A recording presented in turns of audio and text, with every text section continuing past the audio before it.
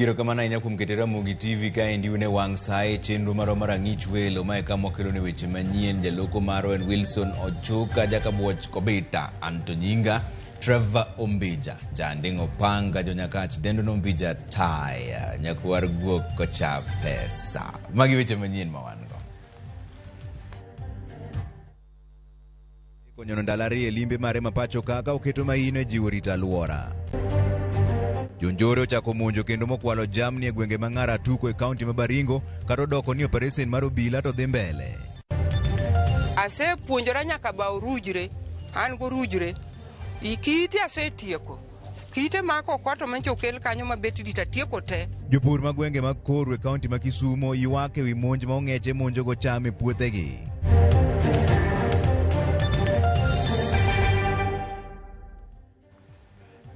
Ero kamano kumkete Ramogi TV kanyalo rote maru 2-3-6-9 kinyiso pachwe ka mbaka modhi kelo iru kaendi. Ni wachaka nigi weche mag penj ka koro gimanyien ni penj mar KCPE kod KPSEA ochope giko odiochieng' ma kawuono ka ripot mawuok e migawo mar somo to en ni ji duto manotemo dhi ataro kod chike penjgo biro kadhi e kum mawinjore. Kaka Judith Omondi lero, jagoro maongirore e migawo mar somo Belio Kipsang okoni gichako nono penjgo kendo duoko biro wuok kapok Christmas ochopo. Penj madongo mag KCPE kod KPSEA gikone orumo kendo piny Kenya otieko chutho okang' ma okwongo mar 844 ma intiko penj mag klas 8. Skund primar koro sani en paw CBC maonge kikruok. Jagoro maongirore migawo mar somo Belio Kipsang mane loso e kaunti ma Nairobi bang' tieko penj ma ogik okoni penjgo odhi makare Kenya mangima kendo kopogore gi jopuonjre manyicha ok otimnegi andika duto otimo penj. There is no particular region of this country where we fail to administer an examination because of logistical issues. Because we were well deployed, both on the ground and in the air, and our children were facilitated adequately. Belio yeni ne nitiere ji mane otemo dhi ataro kod chike mag penj, kamoko ne ochwalo tese moko e mbui mar lando ni gin kod penj, gino mane gidino, kendo koni poni nitie ji mamoko machano timo timbe ma ok owinjore e penj mar KCSE, gibiro yudore kama tek. Sometimes Kenyans, I don't understand how sometimes we deal with issues. You get people, I was seeing yesterday, somebody posting a paper that we did on Monday to say, you see, I can confirm to you that I have the paper. Yet the paper is a day old. But our teams were so vigilant. I can tell you, anybody who uploaded anything to the social media, all of them have been dealt with by our teams. Kanono mar KCPE to lero ni chakore ayanga kendo duoko wuok kapok ji odhi e nyasi mar Christmas. Because of the work that is bending ahead and our children have to report to school in January, we shall prioritize the marking of KCPE so that before we break for Christmas, our parents will have known where their children will have been admitted to. Apisas mag NEC korka korgi to koni gitemo manyo kwan mar jopuonjre mag klas 8 mane odong' ma ok otimo penj kendo bang' ndalo matin gibiro golo report kaka itimogi. So we will be ready at the point of releasing to indicate to you how many candidates are not registered and the strategy that we are adopting to take care of them. Higani jopuonjre mag KCPE kod KPSEA duto ne gin 2.6 Judith Omondi, Ramogi TV. Oroja weche mag siasa matin ni komiti mar theko wacho ni gidhi tieko tijegi ka chop tarik 22 mar dweni. Komitino masani koro choko paro ewi duoko piny nengo mar ngima nigi geno ni jolony ma gitiyo godo dhi tayo gi maber nyaka giko twak. Jakom komitino Kalonzo Musyoka kod Kimani Ichung'wah wacho ni ripot margi to mogik ibiro chwal ne jatend piny Kenya William Ruto kod ogaye mar Azimio Raila Odinga kapok ochwal e od bura giko dweni. We resolved that because today we're supposed to get Minister of Housing to make presentation, but they were not available, so we've agreed that they will join with the Treasury team and the Energy team on Monday, and we're also going to get other experts so that we're not just going to be dealing with implementers of these taxation proposals in order to get a balanced view to enable the work of this committee. We would want to hear other experts as well. So those ones are going to be, a statement is going to issue Paul the Skemane say. We've asked Agena to come up with that statement, including our work schedule. We propose to complete our work by the 22nd. I think that's what by the 22nd of November, because we don't want to seek any extension. We want to be able to be done over with this whole thing. By Thursday, we shall now review and consider as a committee all the proposals that will have come to us from all the experts, and thereafter retreat to do the final report. And as His Excellency has said, on or before the 22nd, we expect to give the final report to the principals and also table our report before Parliament, both houses. Jopiny ogolo paro mopogore kaluwore kod report Infotrack manyiso kaka governors ma pacho ka osetiyo. Kaunti ma Homa Bay motelne gi Gladys Wanga ne oketi opara manyime kaka kaunti ma governor mare osetiyo maber. Jafwambo marwa George Aoko nyiso pach jopiny. Gimotimore Homa Bay osangasawa kendo morwa kabisa gi nyakano. An gima nyalo kwayo kata governor na Masia ma orenga jim obedo temien kejo na koro dhake oyombowa e Nyanza. Koma baba dwa weno koro Wanga ochomitir wadwa mi komno nikech isenyorosa yawuoy kae kabisa maber ma wayiego. Tiyo Nyawang'aya utiyo sana Homa Bay County. Opayore, oimprove hospitals, oyuen wanam. Mago gin puoch kod pak mane Uganda e counties mopogore ochwalo ne governor ma Homa Bay Gladys Wanga bang' riwruok matimo nonro mar Infotrack yange kaka governor mosetiyo maber kin governors 47 e pachoka. Madam Wanga, congratulations. Itemo meditimo maber, wasewiro kaka itemo, kaka itiyo. You are a very hard-working lady. Gladys Wanga nyakan Wang'aya ananyalo romo kode anyalo tero ne nas 39 mondo mageza wadi manyalo miye Mombasa ka. Otimo maber kabisa. Ng'ur kata kamano ne obedo kuom jodak e kaunti ma Siaya bang' Governor James Orengo rem bedo e thuolo mar counties 25 manotimo maber kaluwore gi nonro no. Ng'ama no fight for devolution neno wuok Siaya County.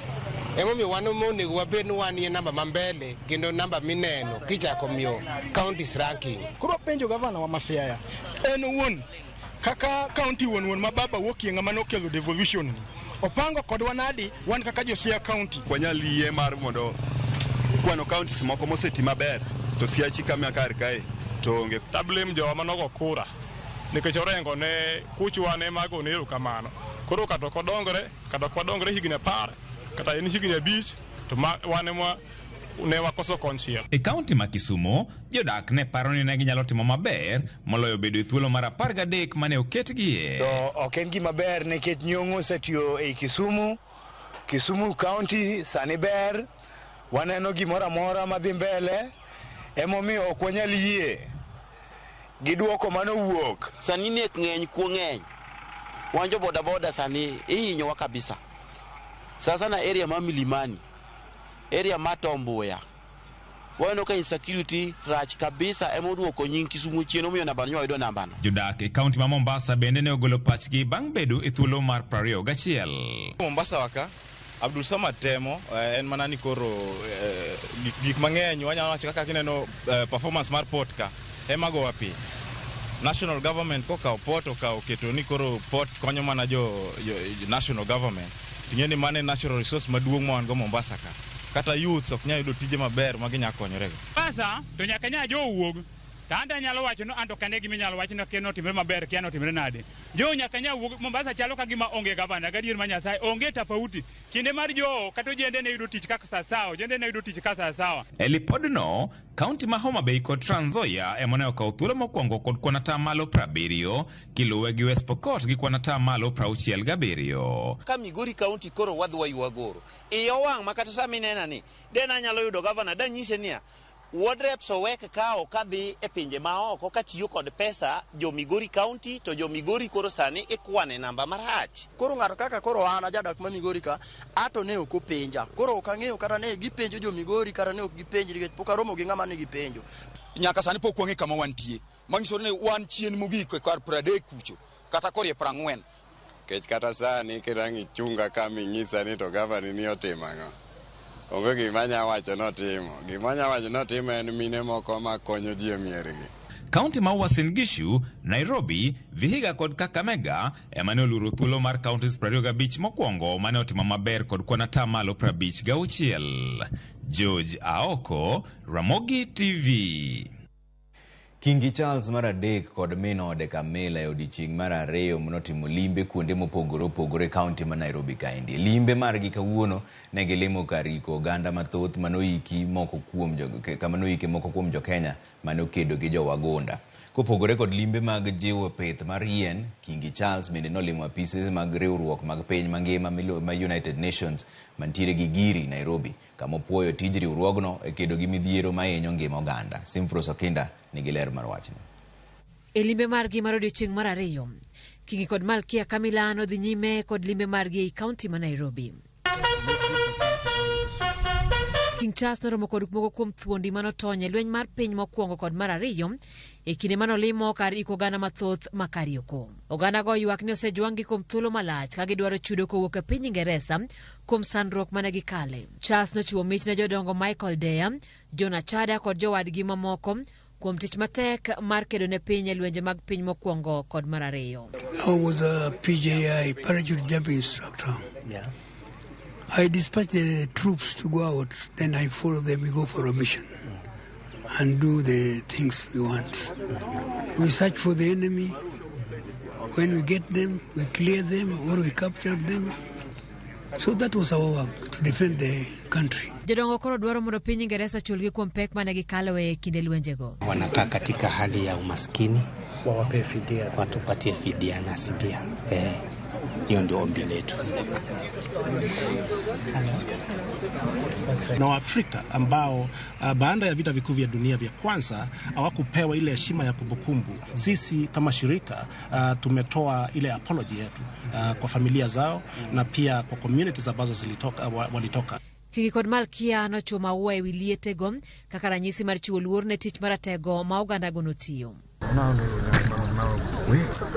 Elime mare e karapisi mag riwruok mag United Nations mantiere gi Giri, Nairobi, Kingi nopuo tich maber ma UN osebedo katimo ahinya e rito alwora kod chiwo chiemo ne oganda mochan. Ka jal mohero weche mag alwora, Kingi bende nolimo bungu ma Karura kama norome kod moko kuom thuondi ma pacho ka. Jang'wech mang'ula Eliud Kipchoge ne en achiel kuom jogo manoromo kod Kingi. The chart will be actually a symbol that this planet is our only home and we need to take care of the planet. The second thing is that we want to make Kenya clean. And after making Kenya clean, then we make the whole world clean by conserving the environment through planting trees and actually going through the right measures which we can the environment can benefit. Jomatindo benene okowe chien kane giyudo thuolo mar chopo otegi e it Kingi. I want to plant a tree with the king to let him know that children also they need their voices need to be heard, because they normally talk more about the youth and forget that they're children, because we the children are the ones who are suffering. We found this environment very littered, and who are suffering? The children. So we need support, we need funding. Kingi Charles Marade kod Malkia Kamila koro tieko limbe margi Mandalario, Nairobi, ka kiny gichomo kaunti ma Mombasa. Simfros Okinda, Ramogi TV. Okay, rokamano kuom keto ng'ich welo kaendi pod wakelonu weche manyien mang'eny ma pod biro, lakini wang'iya ne kaendi gimoro nwa ka 3-3-6-0 mane ka munya lo yudo waneno min Eva kawuok Awendo Siany. Akwayo hawe maber ne nyathina Rehema Awuor ka en Oyugi Ogango Girls Secondary School. Hawe maber ne Oyugi Ogango Girls bende Secondary School. Erokamano ahinya gimbe gichiegni chako penjo secondary go. KCB to otieko kawuono. Rose Akinyi kawuok Obugi Ahero. Akwayo ne jo Obugi Primary School hawe maber. Erokamano ahinya Rose. Ramogi TV mamor ka kukelonu habari mos na jaoda mahero Sara Atieno. Mano nyaseme Sara geno ni yudo mos koa ir jaodi. Aneno Ramogi maler kawuok Ahero. Anongeli Rose. Akwayo ne jo Bunde Secondary School hawe maber. Erokamano meduru manoro ote uari adek auchiel nono abro ng'iyo kanyalo somo ng'eny gi kanyo ka sa ok ong'ado moko mayo wawang'wa. Lakini sani to dhi ne mbele gi weche manotimore e kar jot ma jatend piny Kenya ni bang' ogai mar Azimio la Umoja One Kenya Alliance Raila Odinga bedo achiel kuom welo mamideo e kar jot mar jatend piny Kenya e boma ma Nairobi ka e limbe mar Kingi Charles mar adek. Jo Kenya koro golo pachgi e wi okang' makamano kama moko neno kaka okang' makare, moko bende ok oyie gi okang' ma Raila okawo. Walter Nyambaga miwa ler. Ndege momoko de auka kowuok e piny India nyaka lap mar ndeke ma Jomo Kenyatta International Airport, Nairobi. Kendo ka thuolo machuok to gai mar Azimio la Umoja One Kenya Alliance Raila Odinga chopo e kar jot mar jatend piny e kaka achiel kuom welo modhial. Odinga moten kod jatend kweth manoke od bura Opiyo Wandayi ineno kabilo wach kod jagoro mongirore Dr. Raymond Omolo e kod Alfred Mutua e kinde mage bilo juice mamuol bang'e oyogore kod Kingi Charles mar adek e kautene kod jatend piny William Ruto. E gino ma jatend Wiper Party Kalonzo Musyoka ogole duonde ni Raila ne ogwele nyasi mana kaka ne ogwele nyasi mokalo mar chal kor lwasi. At the level of Prime Minister, former Prime Minister Raila Odinga, I can tell you some of us are on a standing list because of the previous offices we held, right?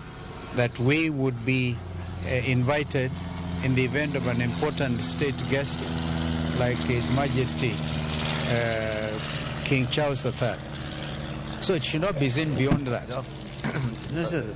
Just like His Excellency was there during the climate change summit for a dinner. The Prime Minister was also there for a dinner. Myself and His Excellency were not there. We had other engagements. Limbe mar Odinga kendo gwenyo lwedo kod Kingi Charles en gima moko kuom jo Kenya pako. To moko kwedo kalure kod chung mare wi yango tend William Ruto. Gima nyaka ing'e maber ni politicians ogin enemies. Always gin politicians gin osiepe. An bende nagomb ni chieng' moro achiel kata ka wendo biro to wanyiso achiel kod hera mar oganda kendo waketo akwede mag dhoudi kachiel kod pogruok marwa mar kisiasa. Raila kanodhi kachacha, he was just showing a sign of unity for other people to follow and also how to honor the king himself. Josiasa ma Kenya kwanza bendo golo chung margi wi limbe mar Raila e kod Kingi midhiambo manyoro kaka wendo momipek. Koro ne gima koro timore ni ineno ka jaduong' koro dhi chiemo gi jaduong' mwadgi e State House. Joma go dhago kata achiel kuom nyoko ne kata e dhorangach. Be ok oluonge ni bi wadhi wachiem. It's quite painful. Koro mano nyiso ni mondo wadog chien mondo wang'e ni kapok gimoro wuok e dhogi nyaka check gimiwacho. Kik iwuo awuoya aoyaye. Wan kaka joluo monagi nyaka obed joma oherore. Giriwore gi president mar rwako king mar UK.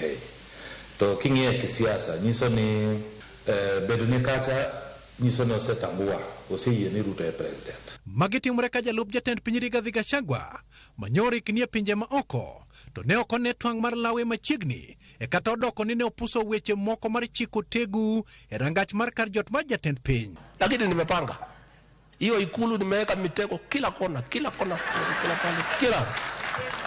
mahali nimeweka, na niko na watu wa kunipigia simu wakionekana tu karibu naambiwa. Nalo ni president ne oreo kokosenya ni king biro mondo kiko wuo marach ngeno nyalo wuo wach mag mau ma ngeni macharo royal king nyaka ikete imiye nyade madwarore. Ma weyo ka jo Kenya ni kod puonj maduong'. Kenya ni direction maber, the best mwanyalo timo en ni jothuru otim gima nyon president otimo. Dhi chiemo gi Kingi. gin be koro gibi gichiem gi Ruto kendo gibi ginyier gi Ruto mondo maendeleo donje piny nikech nyiero ema kelo dongruok. Nyasi en nyasi, kata mar choko ng'wen en nyasi. Jodongo nowacho ni ka wendo donjo to jodala chango. Jo Kenya ochango e demokrasia kendo go okang' mar nyiso lony, chia kod bidhruok e kinde limbe mane otimore ka jot mar jatend piny kod ruodhi kanyakla kod jodito mag Azimio to kod Kenya Kwanza. Walter Nyambaga, Ramogi TV, Nairobi. Awuoro kuom Nyambaga choke ng'wen. Koro ng'ia ni 3:6 nono kaka wacha ngichwelo anabi wuodo nguta mar wang' neno Migori County. E nonro no manotim en namba 47 nikech gima gavana tiyo okwane. Ayie gi wanga kuom bedo namba 1 ma Shadrack Ogara kanyo niang' Kabwai ka wan gi mama na Damaris kod Kennedy Ogara. Ramogi TV lera ahinya kan kaka mega aneni maler Trevor mor gi weche manyien wamor gi biro kingi sani koro Slay Queens gi Slay Kings ma Nairobi ka oket parking wacha malicha ahinya. Ero kawana nyoko moro do utu mara 3:6 no waduogo bang' dakika moko matin.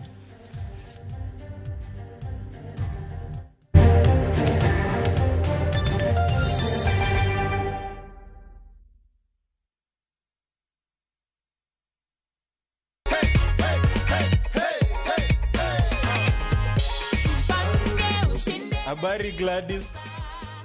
Niko salama. Naitwa Mokaya Junior na kupigia simu kutoka Viusasa. Na kupigia kukujulisha kwamba wewe ndio mshindi wetu wa 100,000 shillings courtesy of Jipange na Viusasa. Wow! Umekuwa ukijipanga na Viusasa? Thank you very much. Yeah. We are rewarding you with 100,000 shillings. Unahisi aje Gladys? Nimesema mtu asante kwa Mungu. Jipange ushinde na Viusasa. Shinda kila wiki, shinda kila mwezi, shinda mamilioni, mamilioni.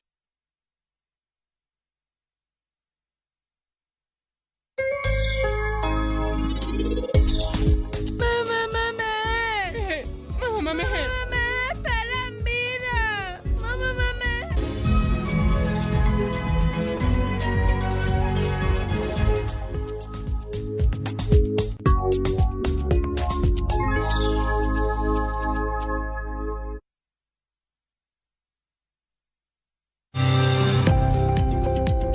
Ohala gi mwandu wakelo ni jolony e weche ohala. It is important mondo wan kaka joluo wabed gi dongruok. Wafwenyo ni adiera matut mag timo ohala. Tijni kidwa time en mana mashin mar luoko to gi kuminya yude pi.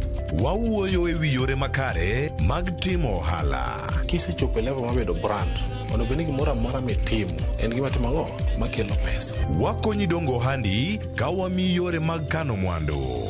Investment group kawache mana gi nyinge no en choko pesa kasto ikete kamoro kasto golo nyinyo mabiro konyi e kinde mabiro. Omiyo wakwayo ni ji duto ket pesa gi e savings mondo wapuonji kaka gibiro tiyo kodo. Riwri kodwa chieng' tich ang'wen saa 1:45 otieno mana e Ramogi TV.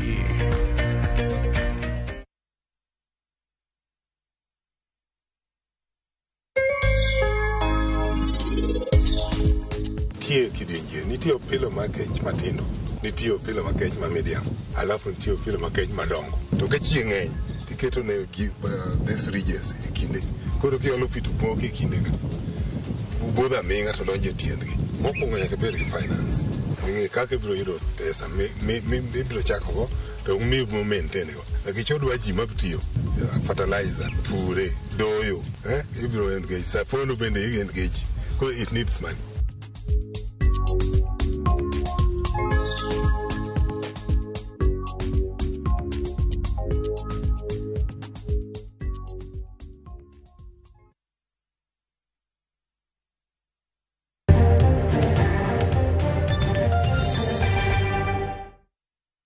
Erokamano kuom keto Ramogi TV ka wadhi ane mbele gi weche manyien ni jagoro mongirore bad migawo mar ndiko oganda Julius Bitok oromo kod riwruoge ma kedo ne ratich oganda kendo kwayogi mondo kik gichwal ng'ore doho mar chungo chenro mar miyo jopiny opande manyasani mar maisha card. E romono Bitok osingo mar nywando ji duto e chenro no kapok ochake ayanga dwe mar 12 higa montiere ni. Kaka jafwambo marwa mar siasa Chris Owino leronwa, ma en romo mar adek e kind sirkal kod riwruogego. E mano manenore kaka chenro mar payo yo kendo golo hinga mag chike motelo ne nyasi mar yawo ayanga opande manyasani e dwe mar 12 higani, piny owacho oromo kod riwruoge makedo ne ratich oganda e buore Nairobi.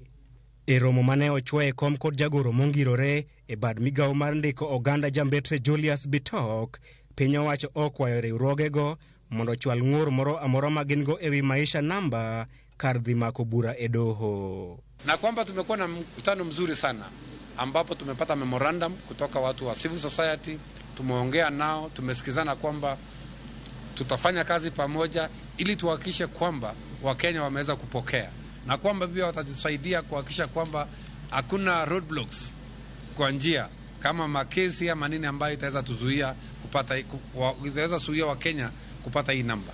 So tumeomba hawa tufanye kazi pamoja, tushirikiane pamoja, badala ya kwenda huko kotini walete mambo yao yote kwa meza ili tuweze kuongea, tusikizane, tupeleke Kenya mbele. Korka kore, jata tije maduong' mar Amnesty International Irungu Houghton neno ni piny owacho onego luong jokedo ne ratich oganda e romo mar somo rieko ma ok dino duondgi. That I don't think the way to proceed with a government program is essentially to bring in people in order to silence them. I think a good government brings in people to listen to the concerns and to design a program that actually responds to citizens' interests. And I think that is the basis upon which we are engaging with the government.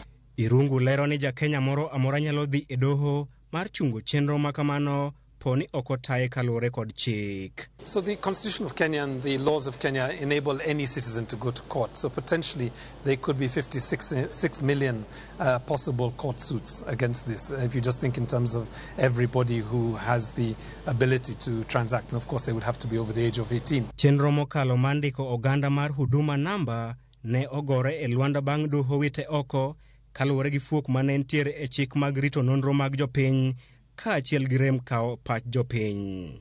Kata kamano, jambetre Julius Bitok onyiso geno mare ni chenro mar chiwo maisha namba oluwo chike duto madwarore kaka kawo pach jopiny kod jolony, ka oyango ni gisekawo pach jopiny e romo 814 e pacho kae mangima.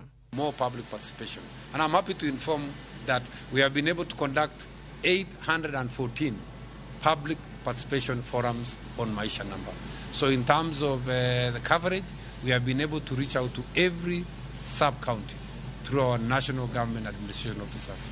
And that we are ready to take off with this very important project, which is really the foundation, which is really the core in as far as our digitization agenda is concerned. Bitok bende okwayo riwruoge makedo ne ratich oganda e pacho kae mondo konygi e miyo oganda puonj e wi chenro mar maisha namba. Mae en romo mar adek ma piny owacho osebago kod riwruoge makedo ne ratich oganda, gino mayango pek magimiyo chenro mar huduma namba. Chris Owino, Ramogi TV, Nairobi. Familia moro e kar dak ma Sofia e boma ma Homa Bay sani chunygi dang' ni bang' ringre wuodi ma jahigni 21 mane en japuonjre e mbalariany ma Nairobi kwamo e hospital ma Tenwek kaluwore gi gowi ma ohingo gana 270. Familia no ywak ni poni ok giyudo konyruok mar kelo ringre rawerano, to gowi no ma oting'o mane okunore e kinde mane ithiedhe kod mar kano ringre nyalo mana medore. Ali Abich nigi lerono.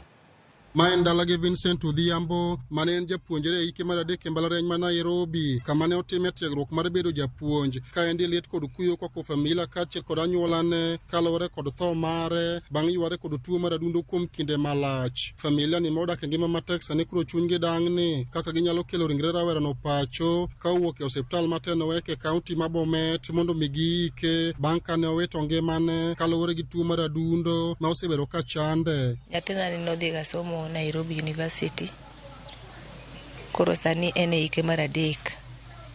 Koro kanodhi koduogo e long holiday to tuo nochake. Koro pok odok nyaka sani. Osiko bedo kotuo. Odhi Nairobi ithiedhe oduogo.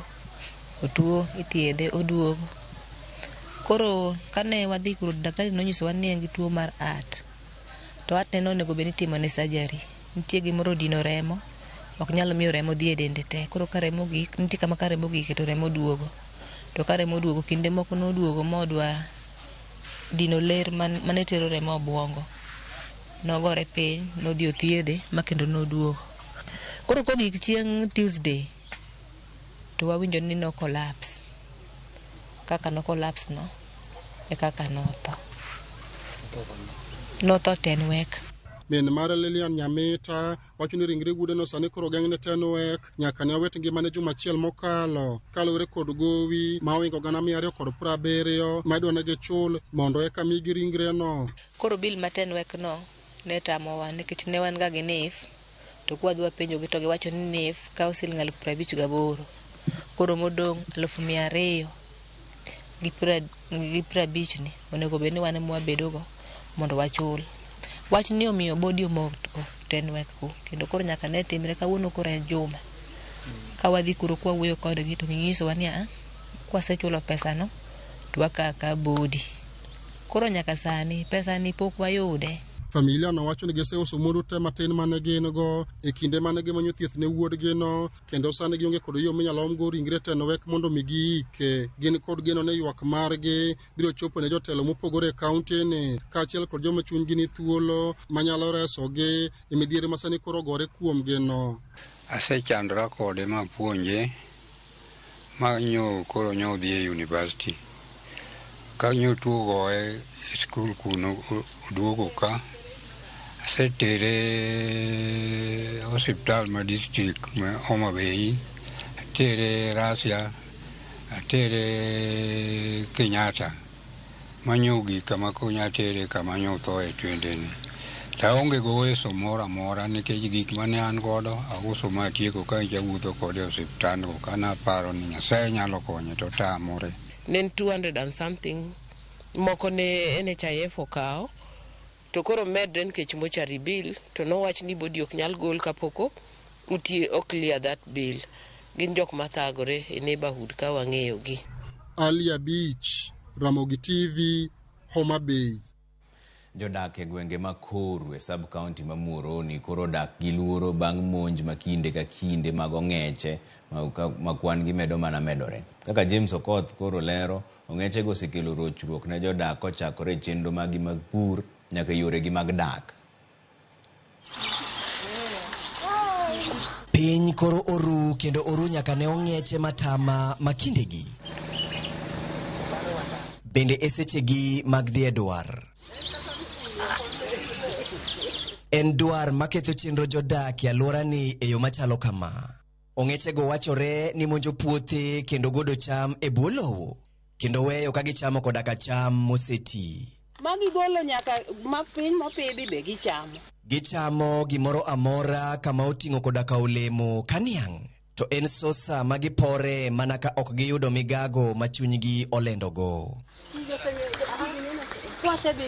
En kwetho ng'er matama mane ochuno Filgona Were ma jahigni 70 kendo jadak e gweng' malim Tidi e sub location ma Nyando mayudore kar chung' od bura ma Muhoroni e kaunti ma Kisumu mondo opuonjre bayo orujre.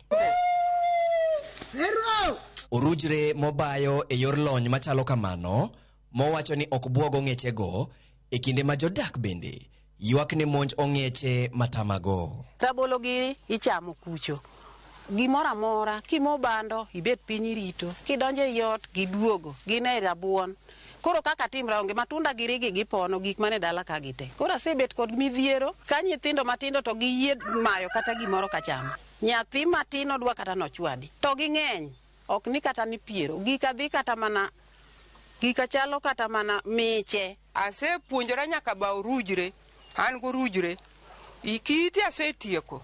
Kite mako kwato manche okel kanyo mabet dita tieko te nie bungu ong'ero ola.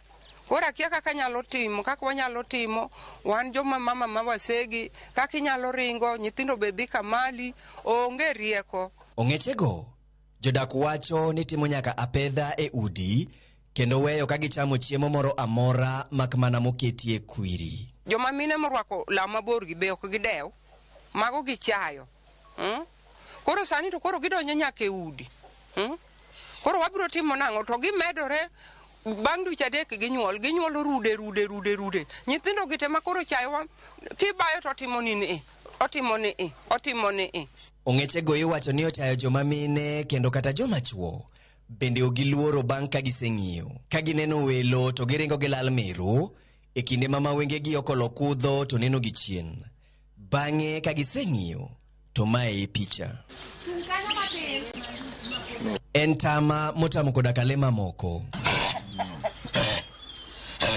guogi odong' karuto aruta kalure gi midhiero mar rem ma ong'eche go wegigo bang' monj e kinde mambura kod gwen to koro odagi kihondko jodak ywak ne piny owacho kod apisas mag KWS kagiwacho ni kuom kinde osebedo ka buono ywakgi. Wakwayo KWS ni gigol nuo ng'eche gi ka mane yo ma digi konywago gigol nuo ng'eche gi ka mondo wadong' wapur nikech mae tich ma watiyo ka wan wapuro e kama wayude konyruok e kama wayude chiemo e ma wayude kata gik matin ma wanyalo uso to ka koro wadwa bet ni waonge kata mana mwachamo wabiro dak nade.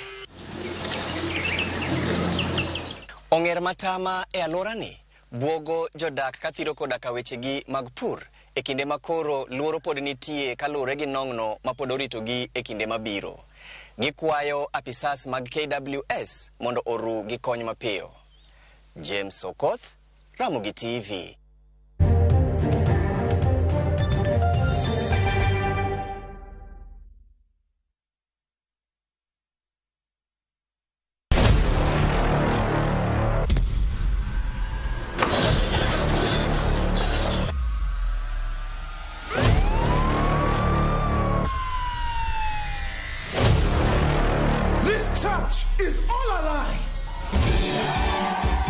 Prophet and his family run a vibrant church. The congregants are happy, the tithe is flowing in. A heavenly dream is promised to all.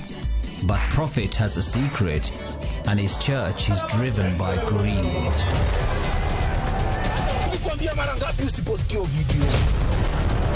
Would you die for your church?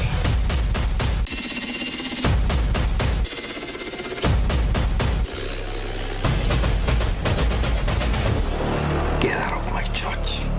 Shambhala Wanyama. Available now, only on View Sasa.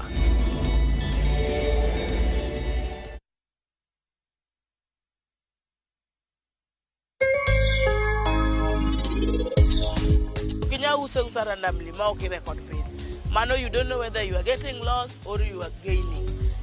Ekin nyithinda te onge ng'ato ng'ata ma wachoga miriambo. Anda loko timbe jo Punjab te man ka. Obed gi timbe mabeyo.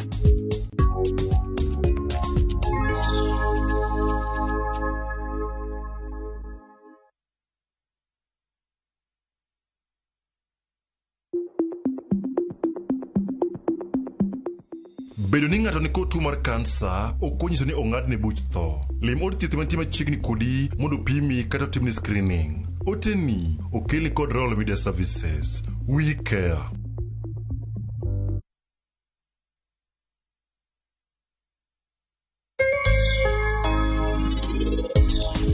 Mokwongo nyaka bed gi finance. Ng'e kaka ibiro yudo pesa mibiro chakogo to umi mo maintain go. Nikech odwa ji matiyo fertilizer, pure, doyo, ibiro engage. Safono bende you engage because it needs money.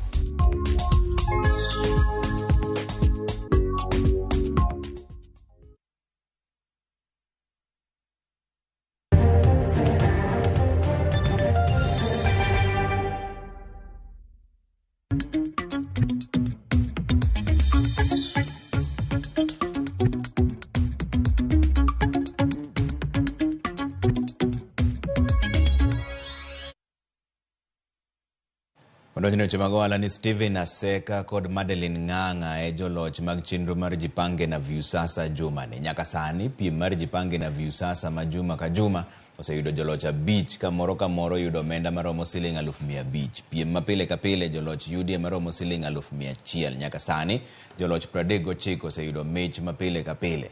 Piem no dhi nyime nyaka tarik 26 dwe mar 12 higa montiere ni. Mondo midonji tugo mar Jipange na Viusasa go namba mar *487*3#.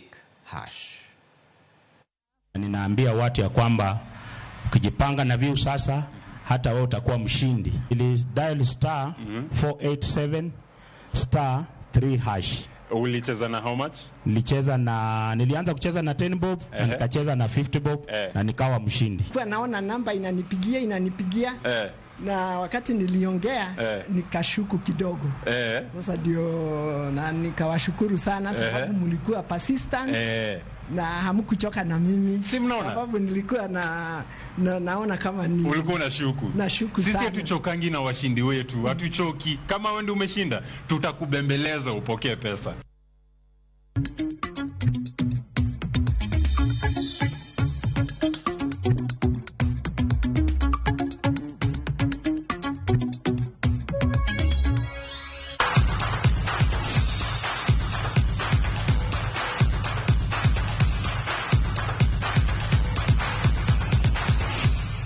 Rojane weche mag tuke ni team Kenya matugo tuke mag hockey kidieny mar nyiri biro rakore gi team mar Nigeria tielo mar nus finals e tuke mag pinje Afrika mag laro tiko mar yuoro e tuke mag Olympics higa manyien e piny mar France. Kenya noloyo tuke gi adek e group mar ba ka tuke gi magik ne giloyo team mar Namibia gol 1-0.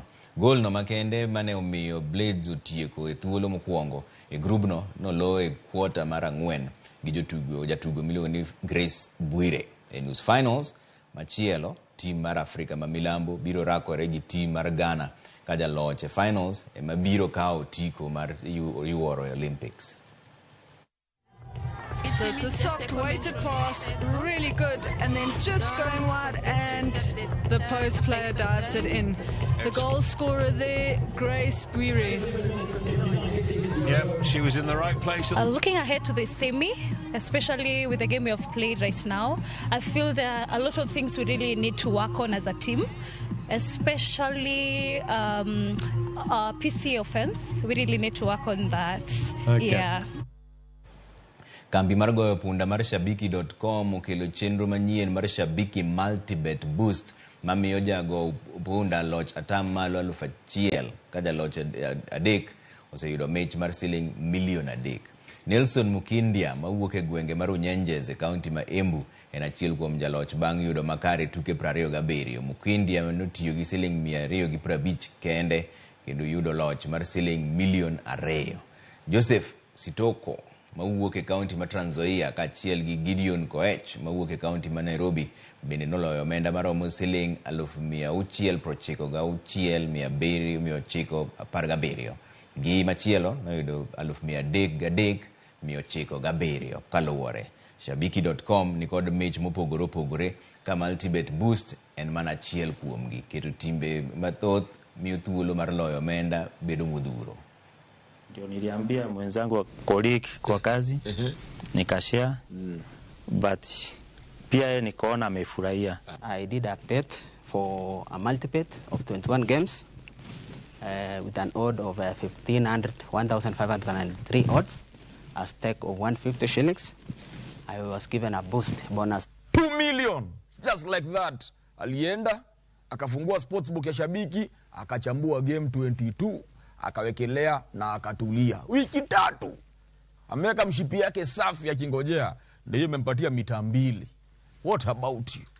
Nilikuambia pale kwenye Shabiki tuko na multibet boost ya up to 1000%. Yake ilikuwa 60% boosted. Imagine ingefika 1000. Sasa wewe enda kwenye www.shabiki.com, chambua magame. Tuko na league zote ziko hapo.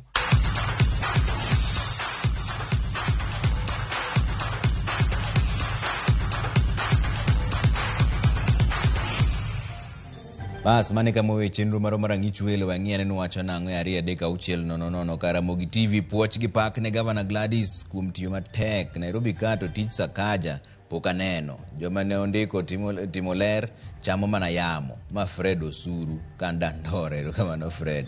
Auru puoch gi pak ne nyikwaya motimo penj mar KCPE kod KEPSEA. Achiel kuom gen Lawrence ja klasa 8 kod Joy ja klasa 6 ma Catherine kan Siaya Nyagoko. Erokamano ahinya.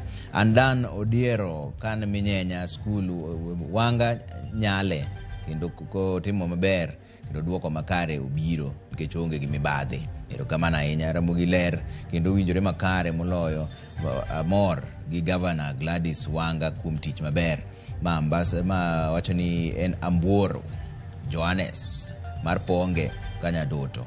Ayie gi tend Wanga an Dibora kano Homabay. Erokamano ahinya. Ramogi ler kendo winjore makare, aneno ka pod en mana wach mar puoch gi pak ne tend Gladys Wanga ma Homabay. Erokamano ahinya kuom keto Ramogi TV ka wadhi koro yweyo kwaduogo to wabiro biro saa 3 kendo mondo wamiu mbaka madhi mbele sani to ng'iuru ang'iya Ramogi TV nitiere weche mang'eny ma pod nitiere kik udhi mabor ahinya. Kamano.